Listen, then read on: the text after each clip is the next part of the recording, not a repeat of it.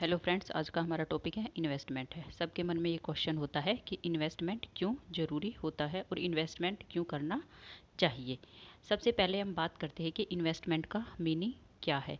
जब निवेश से आय में वृद्धि होती है, हमारी पूंजी में वृद्धि होती है, तो वो हमारा क्या है, इन्वेस्टमेंट है, निवेश है।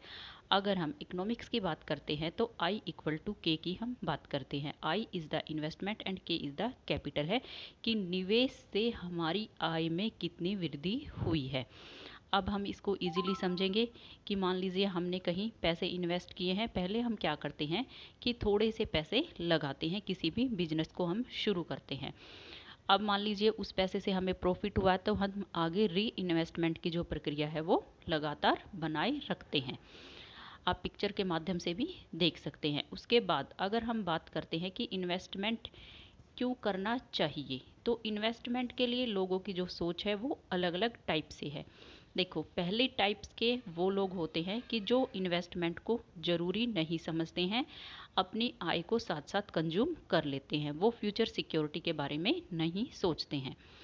सेकंड वो लोग होते हैं जो फ्यूचर सिक्योरिटी को ध्यान में रख करके बचत करते हैं और सेविंग करते हैं कि हम बीमार हो जाएंगे या फिर हमें कोई हेल्थ प्रॉब्लम हो जाएगी। ठीक है। और थर्ड वो लोग होते हैं कि जो सेविंग करते ही हैं बहुत सारी पर्पजेज़ को ध्यान में रख के, कि बच्चों की फीस देनी है, हमें हेल्थ प्रॉब्लम हो गई, या फिर मान लीजिए कि हम रिटायरमेंट हो गए हैं और हमें रिटायरमेंट की एज के बाद पैसे की ज़रूरत होती है, खाने के लिए भी, हेल्थ इश्यूज के लिए भी, इसके लिए सेविंग करते हैं।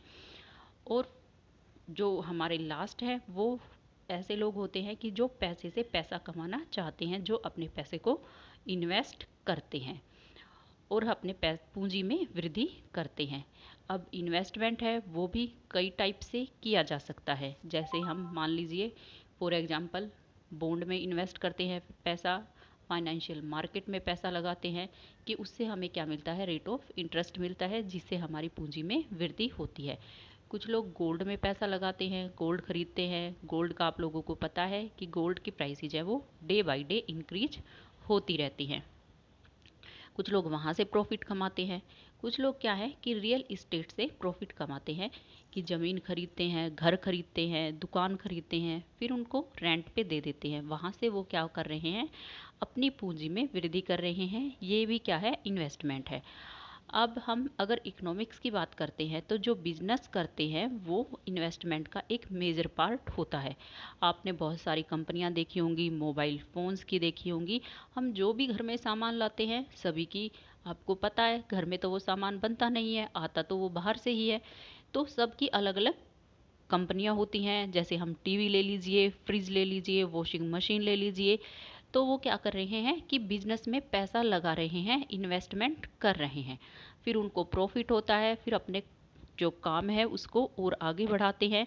तो ऐसे हमारे देश में क्या है, बड़ी बड़ी कंपनियां हैं कि जो कि प्रॉफिट को री इन्वेस्टमेंट करते रहते हैं और अपने पूंजी में जो है वृद्धि करते रहते हैं। उसके बाद हम बात करते हैं इकोनॉमिक्स की। तो जो हम इकोनॉमिक्स में पढ़ते हैं वो टू टाइप्स का इन्वेस्टमेंट होता है। एक होता है आपका स्थिर निवेश, जिसको बोलते हैं ऑटोनोमस इन्वेस्टमेंट बोलते हैं। दूसरा आपका होता है प्रेरित निवेश, जिसको बोलते हैं इंड्यूस्ड इन्वेस्टमेंट बोलते हैं। पहले हम बात करते हैं ऑटोनोमस इन्वेस्टमेंट की। ऑटोनोमस इन्वेस्टमेंट क्या होता है कि परफेक्टली इलास्टिक होता है, यानी कि पूर्णतः लोचदार होता है। ये ओ एक्सिस के बिल्कुल पैरेलल होता है। ये इनकम पर डिपेंड नहीं करता है, आय से बिल्कुल स्वतंत्र होता है। आय से स्वतंत्र क्यों होता है? क्योंकि हम मान लीजिए कोई भी बिजनेस शुरू करते हैं तो उसमें पैसा लगाते हैं। हम सबसे पहले ये देखते हैं कि हमारा बजट क्या है बिजनेस शुरू करने का। 1 लाख का है, 2 लाख का है, या फिर 10 लाख का है। वो क्या है, बिजनेस की शुरुआत है, वो हमें पैसा लगाना ही लगाना है। उसको हम क्या बोलते हैं, स्थिर निवेश बोलते हैं। ठीक है। अब जो हमारा जो इंड्यूस्ड इन्वेस्टमेंट होता है उसको बोलते हैं प्रेरित निवेश। जो क्या होता है कि इलास्टिक नहीं होता है, आय पर डिपेंड करता है। आय पर कैसे डिपेंड करता है कि मान लीजिए हमने कोई बिजनेस शुरू किया है, उसके लिए हमने मान लीजिए एक प्रॉपर्टी खरीदी है जिसमें हमने स्थिर निवेश कर दिया है, 10 लाख की एक प्रॉपर्टी हमने खरीद ली है।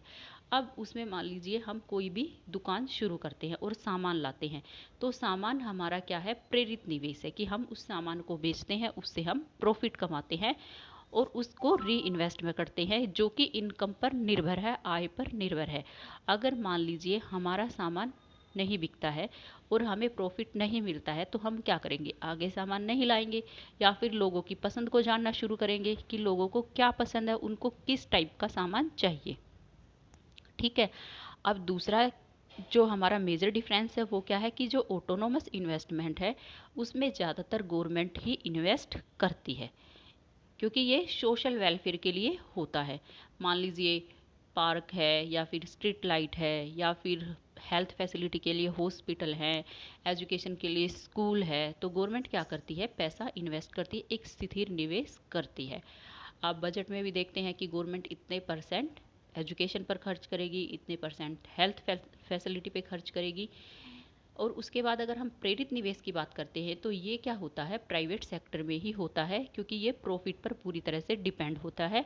अगर प्रॉफिट होता है तो आगे इन्वेस्टमेंट होता है, अगर प्रॉफिट नहीं होता है तो आगे इन्वेस्टमेंट नहीं होता है। आपको डायग्राम से अच्छे से समझ आ गया होगा कि ऑटोनोमस इन्वेस्टमेंट क्या है और इंड्यूस्ड इन्वेस्टमेंट क्या है। अब इसी के साथ हमारा एक छोटा सा टॉपिक और है कि स्टॉक क्या है और फ्लो क्या है। फ्लो को क्या बोलते हैं हिंदी में, प्रवाह क्या होता है। स्टॉक का मीनिंग आप लोगों को समझ आ गया होगा कि हम कोई भी सामान स्टॉक करके रख लेते हैं। फॉर एग्जांपल हम कोई भी खाने का सामान ऐसे बोलते हैं कि हमने इसका पूरा स्टॉक कर लिया है और हमें अभी काफ़ी टाइम तक खरीदने की ज़रूरत नहीं है। अब आप इजीली टंकी के एग्जांपल से, पानी की जो टैंकी हमारी होती है उस इससे इजी आसानी से समझ सकते हैं। देखो पानी की टैंकी में हम नल से पानी भरते हैं तो वो क्या है, इनफ्लो है, यानी कि आंतरिक प्रवाह है, धीरे धीरे पानी जा रहा है और टंकी भर रही है। ठीक है। अब टंकी पूरी तरह से भर जाती है तो वो हमने क्या कर लिया है, पानी का स्टॉक कर लिया है। उसके बाद अब हम मान लीजिए पानी को यूज़ करते हैं, पूरे ऐसा तो है नहीं कि हम एक बार में ही पूरा पानी यूज़ कर लेंगे, अलग अलग टाइम से हम पानी यूज़ करते हैं, कभी नहाने के लिए, कभी कपड़े वॉश करने के लिए, कभी बर्तन साफ़ करने के लिए, अदर पर्पजेज़ के लिए उसको अलग अलग टाइम पर हम यूज़ कर रहे हैं, तो वो क्या हो रहा है, पानी का आउटफ्लो हो रहा है। ठीक है। तो जो हमारा स्टॉक होता है वो क्या होता है, एक पॉइंट ऑफ टाइम होता है कि एक टाइम पीरियड के दौरान हम उस काम को कंप्लीट कर लेते हैं। ठीक है। और जो हमारा फ्लो होता है वो क्या होता है, एक पीरियड ऑफ टाइम होता है कि एक समय के दौरान वो चलता रहता है, पूरे दिन भी चल सकता है, कुछ घंटे भी चल सकता है। ठीक है। अब हम एक अदर एग्जांपल की बात करते हैं कि दिल्ली से बॉम्बे की दूरी की अगर हम बात करते हैं तो वो आपका क्या है, स्टॉक है, कि एक डिस्टेंस है उन दोनों के बीच में। ठीक है। 500 किलोमीटर का है या फिर 700 किलोमीटर का है। ठीक है। अगर मान लीजिए हमने गाड़ी में बैठ के चलना शुरू किया है तो हम क्या कर रहे हैं, फ्लो कर रहे हैं, कि हम धीरे धीरे उस डिस्टेंस को तय कर रहे हैं। तो स्टॉक और फ्लो का मीनिंग भी आप लोगों को समझ में आ गया होगा। ऐसे ही अगर हम इकोनॉमिक्स में हम बात करते हैं तो मान लीजिए हम अपनी पूंजी है बैंक में रखते हैं, हमने 10 लाख रुपए बैंक में जमा करवा दिए हैं, तो वो आपने क्या किया, पूंजी का स्टॉक कर लिया है। अब उसमें से धीरे धीरे हम पैसा निकालते हैं तो हम क्या कर रहे हैं, फ्लो कर रहे हैं, परवाह कर रहे हैं। मान लीजिए 10,000 हम बच्चों की फ़ीस के लिए लाए हैं, फिर 5,000 हम बिजली के बिल के लिए लाए हैं, मतलब कि अलग अलग खर्चे के लिए हम पैसा बैंक से निकालते रहते हैं, तो वो आपका क्या है, फ्लो है। ठीक है। अब आपको इंड्यूस्ड इन्वेस्टमेंट क्या है, ऑटोनोमस इन्वेस्टमेंट क्या है, इन्वेस्टमेंट का मीनिंग क्या है, स्टॉक और फ्लो क्या है, ये आपको समझ में आ गया होगा। Thank you all of you. Please अगर मेरा चैनल पसंद आए तो मेरे चैनल को लाइक करें, शेयर करें, सब्सक्राइब करें। Thank you my dear friends, thank you my dear students.